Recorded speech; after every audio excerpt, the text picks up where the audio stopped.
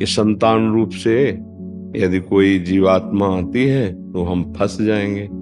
मानव देह हमें मिला, मारो हमारे प्रारब्ध में संतान नहीं है, तो गृहस्थ होते हुए भी संतानें, कितने ऐसे गृहस्थ हैं जिनके पास धन है, वैभव है, पर उनकी स्वयं की संतान नहीं है। ऐसा नहीं होता कि तुम गंदे आचरण करो, पापाचरण करो, तुम्हारी संतान मां भागवत पैदा हो जाए। हम सबका लक्ष्य है एक बार सच्चिदानंद भगवान की प्राप्ति करके संसार से मुक्त होना। पापाचरण कर रहे हो, लोगों को दुख दे रहे हो, तो आप भी नरक जाओगे, आपका परिवार भी नरकी गति को ही प्राप्त होगा। सोलोनी जी न्यूजीलैंड से। जय श्री हरिवंश। गुरुदेव आपके चरणों में कोटि कोटि प्रणाम। गुरुदेव, मैं गृहस्थ जीवन में रहकर श्री जुगल पदारविंद की आराधना करती हूँ।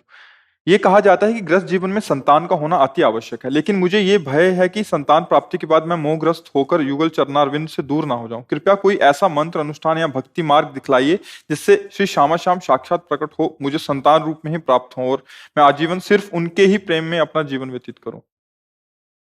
पहली बात यह है कि भगवत अनुरागी, उसके आगे न गृहस्थ लगता है न विरक्त लगता है, वो अनुरागी होता है।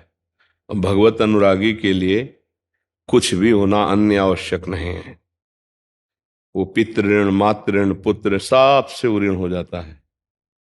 और फिर अगर भगवान को संतान देना है तो आते तो वही हैं इस रूप में, हम पहचान नहीं पाते। तो हमको ये भी नहीं सोचना है कि संतान रूप से यदि कोई जीवात्मा आती है तो हम फंस जाएंगे। नहीं, ऐसा नहीं है। मानो अगर ऐसा ही भाव रखें तो फिर हम न जगत की सेवा कर पाएंगे, क्योंकि जगत भगवत स्वरूप है। बड़े बड़े महात्माओं को इस संसार की सेवा करनी ही पड़ी है। हजारों लोग शिष्य बनते हैं, तो जैसे पुत्र में फंसा जाता है ऐसे शिष्य में भी फंस के दुर्गति हो सकती है, मित्र में भी फंस के हो सकती है। तो हमें दुर्गति ना हो ये पॉइंट देखना है, संतान ना हो ये पॉइंट नहीं देखना है, या संतान हो इस बात की जिद नहीं करनी। हमें उसे प्रभु को ऊपर छोड़ देना है कि भगवान की जैसी रुचि होगी वैसा हो जाएगा। हमें आराधना भगवान की करनी है। यदि वो हमारे पुत्र रूप में आते हैं तो उनको भी भगवान मानकर हम दुलार करेंगे और अपने कर्तव्य का पालन करेंगे। और रहे कि कोई ऐसा मंत्र, तो प्रभु के नाम में बड़ी सामर्थ है। वो हम चिल्ला चिल्ला के कहते हैं राधा राधा राधा राधा, हरि को खरीद लेने के लिए समर्थ है राधा नाम। अगर हम राधा राधा रट रहे हैं तो किशोरी जी भी प्रसन्न है और लालजू भी प्रसन्न है। पर हमारी कोई शर्त नहीं होनी चाहिए कि संतान होना चाहिए या नहीं होना चाहिए। इसमें हटा के चतुरासी जी की प्रथम लाइन क्या है? जोई जोई प्यारो करे सुन। तो वही बात हृदय में रख लेनी चाहिए कि प्यारे की अगर इच्छा है तो संतान हो जाएगी, और प्यारे की अगर इच्छा नहीं है, जिसके भाग्य में नहीं, तो खूब डॉक्टरी करवा लो, खूब व्यवस्था करो, पर नहीं संतान होगी।